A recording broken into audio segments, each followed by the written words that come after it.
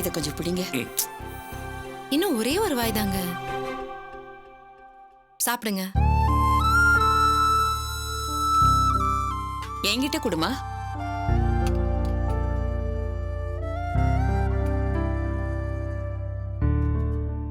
குட்டிமா, நீங்க என்ன பண்ற? உனக்கு எக்ஸாம் இருக்குல்ல?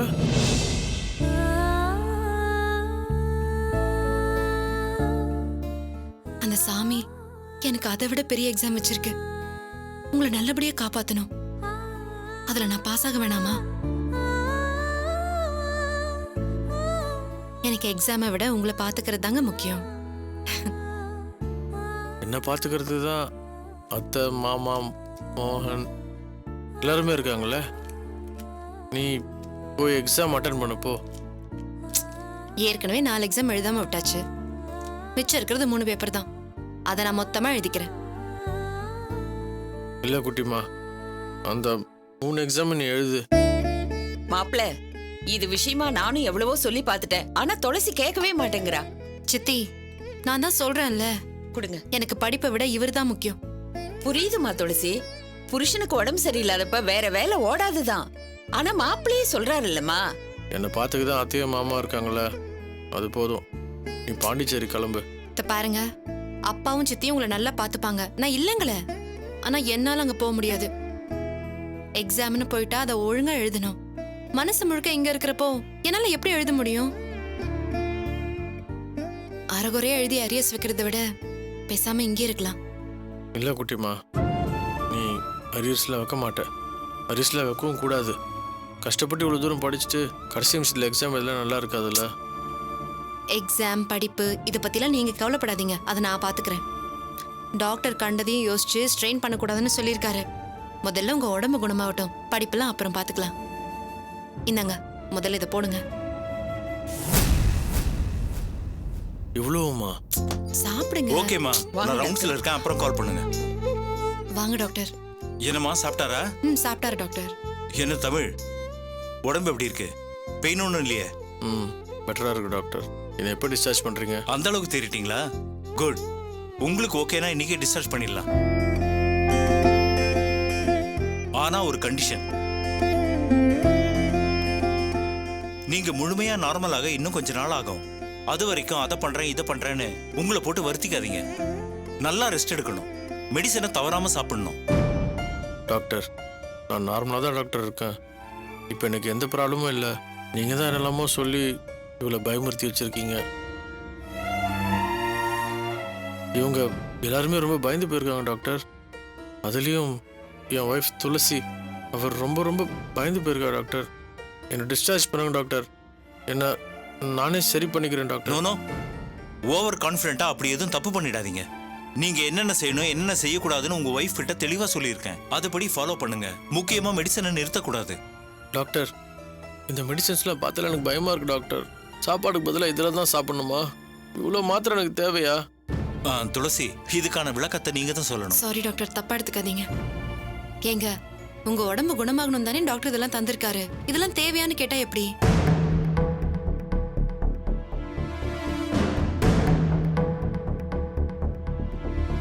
இப்போ நான் நார்மலாக தானே இருக்கேன். உண்மைதாங்க. டாக்டர் உங்களுக்கு பெருசா ப்ராப்ளம் இருக்கிறதா சொல்லல. ரொம்ப டயர்டா இருக்கீங்க. பிசிக்கலா கொஞ்சம் பாதிப்பு இருக்கு. அதை நம்ம கொஞ்ச நாள்ல சரி பண்ணிக்கலாம். இது எதையும் சீரியஸா எடுத்துக்காதீங்க. டாக்டர், நீங்க சொன்னீங்கன்னா நாங்க டிஸ்சார்ஜ் பண்ணிடுவோம். சரிம்மா, ஃபார்மாலிட்டிஸ் முடிச்சிட்டு அக்கவுண்ட்ல பில் பே பண்ணிட்டு இன்னைக்கு கிளம்புங்க. Okay doctor. என்னங்க, நீங்க மாத்திரையை போட்டுக்கோங்க. நான் கீழே போய் பில் பே பண்ணிட்டு வந்துடுறேன். சித்தி, நீங்க திங்ஸ் எல்லாம் பேக் பண்ணி வச்சிருங்க. பில் பே பண்ணதும் நம்ம கிளம்பிடலாம். சரிம்மா. இருமா, நானும் வரேன். வேணப்பா வேணப்பா, நீங்க எங்கே இருங்க, நானே போயிட்டு வந்துடுறேன்.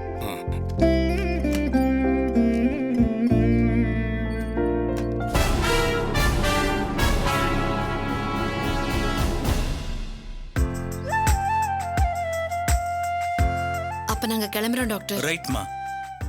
நான் சொன்னதெல்லாம் ஞாபகம் இருக்குல்ல? எக்காரணத்தை கொண்டு மெடிசனை மட்டும் நிறுத்தாதீங்க. உங்க ஹஸ்பண்டுக்கு என்ன ப்ராப்ளம்னு தெரியுது, ஆனா ஏத்துக்க முடியாம தவிக்கிறது. இந்த மனப்போராட்டம் அவருக்குள்ள இருந்துகிட்டு தான் இருக்கும். அதுக்காக மெடிசனை அவாய்ட் பண்ண பாப்பாரு. அதை நீங்க தான் பேசி சரி பண்ணணும். Okay doctor. அதுக்காக அவர் ஒரு நோயாளிங்கிற உணர்வை யாரும் அவருக்கு கொடுத்துறாதீங்க. மனசளவில் அது அவரை ரொம்ப பாதிக்கும்.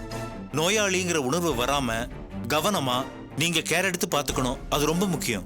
நிச்சயமா டாக்டர், நீங்க சொன்னதெல்லாம் எனக்கு ஞாபகம் இருக்கு. இப்போதைக்கு அவரை பழைய நிலைமைக்கு கொண்டு வரணுங்கிறதான் என் மனசுல இருக்கு. நான் கூடவே இருந்து அவரை நல்லா பார்த்துப்பேன் டாக்டர். குட். உங்களுடைய இந்த கேர் அவரை சீக்கிரமே குணப்படுத்திடும். இதுக்கு நடுவுல அவருக்கு ஏதாவது ப்ராப்ளம்னா பயப்படாதீங்க. ஃபோன் பண்ணி என்ன பண்ணலாம்னு கேளுங்க. அதை தாண்டி எமர்ஜென்சினா இங்க கூட்டு வாங்க, நான் பாத்துக்கிறேன். Okay doctor. சரிம்மா, அவரை நல்ல விதமா பாத்துக்குங்க.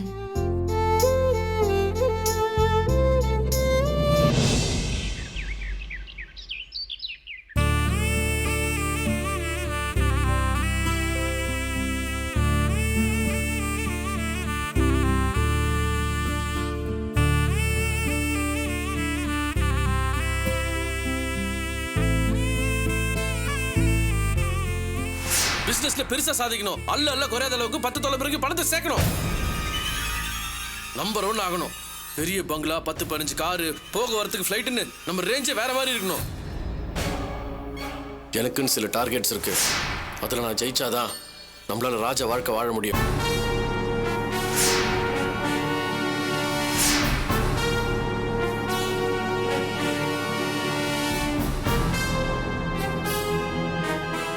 இவன் தாண்டா என் புருஷன்னு பெருமைப்படுற அளவுக்கு எவன் ஒருத்தன் தான் பொண்டாட்டி சந்தோஷமா வச்சுக்கிறானோ அவன் தான் உலகத்திலேயே உயரமான ஆம்பளை.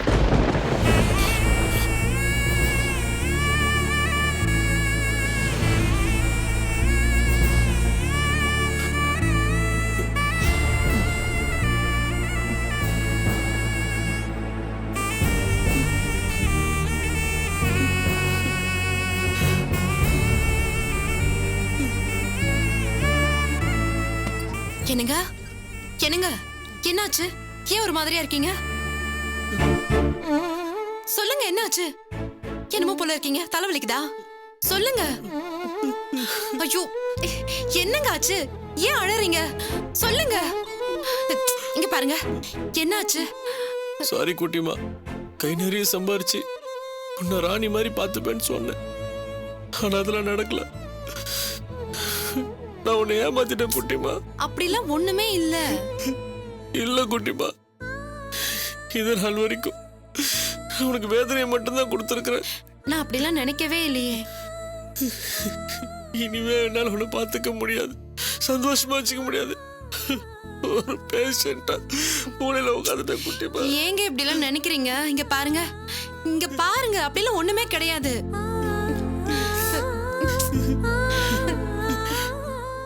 நான் உனக்கு ப்ராமிஸ் பண்ண மாதிரி ஒண்ணுமே பண்ணல. வெட்டி போட்ட மரம் மாதிரி ஆயிட்டேன். இதுக்கு அந்த மாயா பேசாம கொன்னே போட்டிருக்கேன். என்ன பேசுறீங்க நீங்க? ரொம்ப வேதனையா இருக்கு குட்டிமா. எல்லாருக்குமே நான் ஹெல்ப் பண்ணி தான் பழக்கம். ஆனா இப்ப அடுத்தவங்களை எதிர்பார்த்து அடுத்தவங்களை டிபெண்ட் பண்ணி தான் இருக்கிறேன். ஏங்க, இதெல்லாம் கொஞ்ச நாள் தான். உடம்பு சரியானதும் நீங்க பழையபடி ஆயிடலாம். இல்ல குட்டிமா, எனக்கு அது நம்பிக்கை இல்ல. அவ்வளவுதான், என் லைஃபே முடிஞ்சு போச்சு. ஷோ, உங்களுக்கு ஒண்ணுமே இல்லைங்க. இது மருந்தோட சைடு எஃபெக்ட் தானே டாக்டர் சொல்லிருக்காருல்ல, அதை சரி பண்ணிடலாம்னு சொல்லிருக்காருங்க. நான் நார்மலா இல்ல குட்டிமா. எனக்கு நரம்பு வீக் ஆயிடுச்சு, கை நடுக்குது, தலை வலிக்குது, என்னால எதுவுமே யோசிக்க முடியல. நான் நானாவே இல்ல.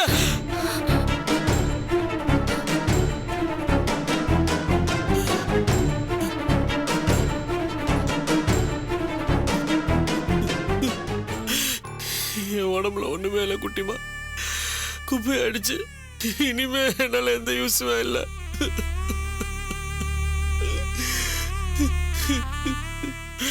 உள்ளுக்குள்ள தப்பு தப்பா இருக்கு. இல்லடா, ஏன் இத்தனை மாத்திரை, இத்தனை மெடிசன்ஸ் எனக்கு? இனிமே என்னால எதுவுமே பண்ண முடியாது, சம்பாதிக்க முடியாது, ஆக்டிவா ஒர்க் பண்ண முடியாது, யாருக்குமே ஹெல்ப் பண்ண முடியாது. வாழ்க்கையை முடிஞ்சு போச்சு குட்டிமா. இல்லைங்க, நீங்க அப்படிலாம் நினைக்காதீங்க. முடியல குட்டிமா, அடுத்தவங்களுக்கு பாரமா இருக்கிறத விட செத்தா போயிடலாம்.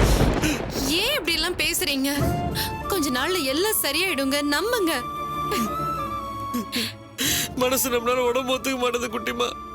எல்லாரும் என்ன பாவமா பாக்குறதும் பரிதாபமா விசாரிக்கிறதும் ஆறுதல் சொல்றத கேட்கும் போது ரொம்ப கஷ்டமா இருக்கு. இன்னும் எத்தனை நாளைக்கு ஜனம் மாதிரி இப்படியா இருக்கிறது? ஐயோ, சரியாயிடுங்க, எல்லாமே சரியாயிடும். அழாதீங்க ப்ளீஸ். என்னங்க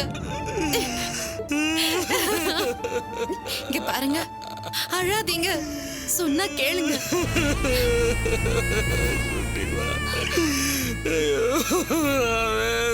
போயிட்டேனே.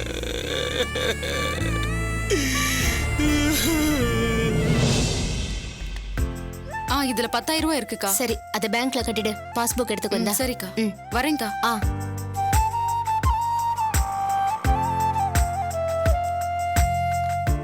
ஏமா ஒரு நிமிஷம், கல்யாணி உள்ள இருக்காளா? உள்ளதான் இருக்காங்க, போய் பாருங்க. சரிம்மா சரிம்மா.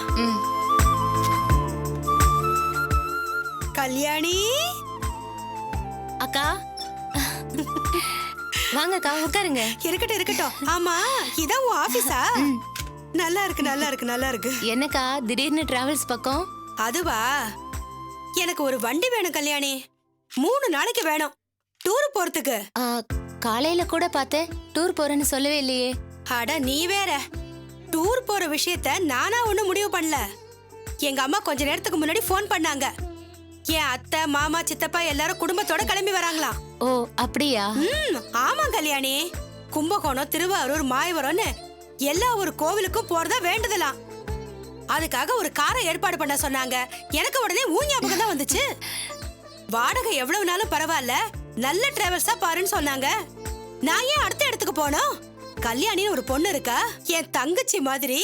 அவகிட்ட சொன்னா காரை ஃப்ரீயாவே அனுப்புவான்னு சொன்னேன். எங்க அம்மா நம்பவே இல்ல கல்யாணி. அது எப்படி அனுப்புவான்னு கேக்குறாங்க. அதெல்லாம் அப்படிதான். நானே வாடகை தரேன்னு சொன்னாலும் அவ ஒத்துக்க மாட்டா. காரை ஏற்பாடு பண்றது நானாச்சு, வாங்கன்னு சொல்லிட்டேன். ஏன் கல்யாணி, உன்கிட்டதான் 1க்கு 3 கார் இருக்கு. நாமளும் ஒண்ணுக்குள்ள ஒன்னா பழகிட்டோம். கார் அனுப்புன்னு சொன்னா நீ அனுப்ப மாட்டியா என்ன? அனுப்பலாம்க்கா, ஆனா இத பார் கல்யாணி, நீ என்ன வேணாலும் நினைச்சுக்க. பெட்ரோல் செலவு என்னோடது, டிரைவர் பேட்டா நான் தான் தருவேன். நீ டிரைவரை போட்டு காரை மட்டும் அனுப்புனா போதும். அது எப்படி? பெட்ரோல் செலவை நானே தான் ஏத்துக்குவேன்னு நீ அடம்பிடிக்க கூடாது. ஆமா அக்கா, சொல்றேன்னு தப்பா எடுத்துக்காதீங்க. இங்க இருக்கிற கார்லாம் ரெகுலரா கம்பெனிக்கு ஓடுது. அது திடீர்னு கட் பண்ண முடியாது. அப்படியா சொல்ற? ஆமாக்கா. நான் வேணா வேற ஒரு டிராவல்ஸ்ல கார் புக் பண்ணி தரட்டுமா? அப்படி கூட பண்ணலாமே. நீ என்ன பண்றேன்னா, புக் பண்ற அந்த காரை கம்பெனிக்கு அனுப்பிச்சிரு. இங்க நம்ம கார் இருக்குல்ல, அதுல ஒண்ணு எனக்கு அனுப்பிச்சிரு. அக்கா, அப்படிலாம் மாத்த முடியாதுக்கா. உங்களுக்கு கார் தானே வேணும், நானே புக் பண்ணி தரேன். இல்ல கல்யாணி, அதெல்லாம் சரி வராது. என்ன இருந்தாலும் நம்ம வண்டி மாதிரி வருமா? நீ நம்ம காரையே அனுப்பி வைய. அக்கா, கம்பெனில கான்ட்ராக்ட் போட்டிருக்காங்க. வேற காரை மாத்தி அனுப்புனா தப்பாயிடும். உங்களுக்கு நல்ல காரா பார்த்து நானே புக் பண்ணி தரேன். ஒரு நல்ல டிரைவராவும் அனுப்ப சொல்றேன். அதுல எந்த பிரச்சனையும் வராது. ஏன் கல்யாணி, நான் என்ன விவரம் இல்லாமலா இருக்கேன்? நம்ம ஏரியாவுல எவ்வளவு டிராவல்ஸ் இருக்கு, அங்க போய் எனக்கு புக் பண்ண தெரியாது? ஏதோ நமக்கு தெரிஞ்சவளாச்சே, 2-3 வண்டி வச்சிருக்கியே, அக்கா தங்கச்சி மாதிரி பழகி இருக்கோமே, வண்டி கேட்டா சந்தோஷமா அனுப்பி வைப்பேன்னு பார்த்தா வேற இடம் பாத்துக்கலாம் ரொம்ப தான் அழட்டிக்கிற. என்னக்கா இப்படி பேசுறீங்க? பழக்கங்கிறது வேற, பிசினஸ்ங்கிறது வேற. அதெல்லாம் எனக்கும் தெரியும். என்னதான் பிசினஸ் பண்ணிக்கிட்டு இருந்தாலும் தெரிஞ்சவங்க வந்து கேட்டா யாரும் இல்லன்னு சொல்ல மாட்டாங்க. அது பண்பாடு இல்லல்ல. அக்கா, என் நிலைமைய கொஞ்சம் புரிஞ்சுக்கோங்க. இது என்னோட வண்டியா இருந்தா ஏன் எதுக்குன்னு கேட்காம நான் வண்டியை கொடுத்துருப்பேன். இது என் ஃப்ரெண்டோட டிராவல்ஸ்க்கா. அது மட்டும் இல்லாம கார் வேற கான்ட்ராக்ட்ல ஓடிட்டு இருக்கு. அதை நான் மாத்தி அனுப்புனா தப்பாயிடும். போதும், சும்மா அதை இதையும் சொல்லி மழுப்பாத. உனக்கு உதவி செய்ய இஷ்டம் இல்ல, அத நேரடியா சொல்லாம பூசி மொழிகி மழுப்புற. ஐயோ, அப்படிலாம் இல்லக்கா. என்ன நொப்படி இல்லக்கா? நீ அக்கா அக்கான்னு கூப்பிடுறப்பல ஏதோ பாசத்தோட தான் கூப்பிடுறேன்னு நினைச்சேன். அதெல்லாம் பாசாங்கு வார்த்தைன்னு இப்பதானே தெரியுது. அக்கா போதடி, இனிமே நீ என்ன அக்கான்னு கூப்பிடாத, அசிங்கமா இருக்கு. உள்ள ஒண்ணு வச்சுக்கிட்டு வெளியே ஒண்ணு பேசுற, உனக்கே வெக்கமா இல்ல? நான்லாம் ஒன்ன மாதிரி இல்லடி. சுட்டு போட்டாலும் ஒன்ன மாதிரி எனக்கு பேச வராது. நான்லாம் பழகிற பழக்கத்துக்கு உயிரையே கொடுப்போம். அந்த அளவுக்கு உண்மையா இருப்பேன். ஆனா நீ வேஷம் போட்டு மயக்கிறவனு இப்பதானே தெரிஞ்சது. பெருசா ஆபீஸ் வச்சிருக்காளோ, கான்ட்ராக்ட் போட்டிருக்காளாம். என்னடி நீ பீத்த கார் வச்சிருக்க? இதை விட பெரிய பெரிய கார் எல்லாம் நாங்களும் வச்சிருந்தோம். ரோட்ல போறது வரதெல்லாம் ஓசை கேட்கும். ஒரு வார்த்தை ஏன்னு கேட்க மாட்டேனே, எடுத்துக்கிட்டு போன்னு சொல்லுவேன். அதுவும் எப்படி? சொந்த செலவுல பெட்ரோல் போட்டு. மனுஷங்கன்னா அப்படி இருக்கணும்டி. ஒன்ன சொல்லி தப்பு இல்லடி. என்னோட போராத காலம் உங்ககிட்டலாம் வந்து கெஞ்ச வேண்டியிருக்கு. ஒண்ணு மட்டும் நல்லா புரிஞ்சுது, ஒன்ன மாதிரி ஆளுங்க கூட சாகவாசமே வச்சக்கூடாது. எச்சலிய எங்க வைக்கணுமோ அங்கதாண்டி வைக்கணும். இது புரியாம உன் கூட பழகணும் பாரு, என் புத்திய செருப்போலையும் அடிக்கணும். அக்கா நான் இப்ப என்ன சொல்லிட்டு இப்படி எல்லாம் பேசுறீங்க? போதும்மா, போதும், வாய திறக்காத. நீ ஒரு ஆளுன்னு நம்பி வாக்கு கொடுத்த பாரு, எங்க அம்மா என்ன காரி துப்புவாங்க. இதெல்லாம் எனக்கு தேவையா? இங்க பாருடி, இனிமே அக்கா நொக்கான்னு சொல்லிட்டு வீட்டு பக்கம் வந்துடாத. உதவி செய்ய மனசு இல்லாத நீ எல்லாம் செருப்புக்கு தாண்டி சமம். இனி என் முகத்திலேயே முழிக்காத. சீ.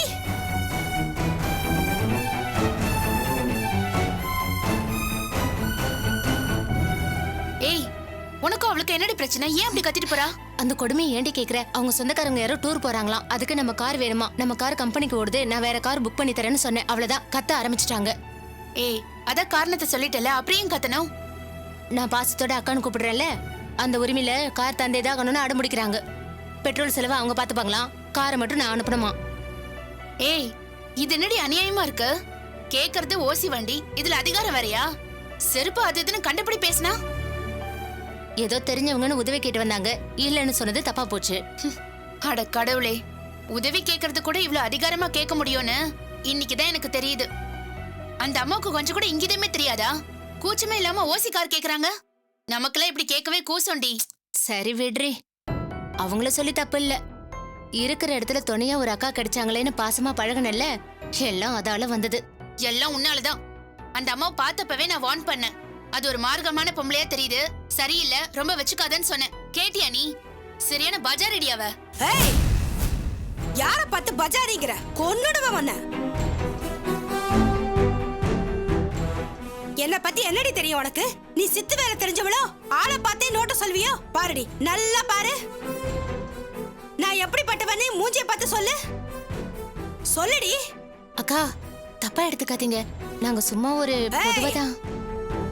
ஏதாவது பேசுன உன்னை என்ன பண்ணுவேன்னு எனக்கு தெரியாது. நீங்க ரெண்டு பேரும் சரியான பொம்பளைங்களா இருந்தா என்ன நேர்ல வச்சுக்கிட்டு பேசணும். போக விட்டு பேசுறீங்க, அசிங்கமா இல்ல உங்களுக்கு?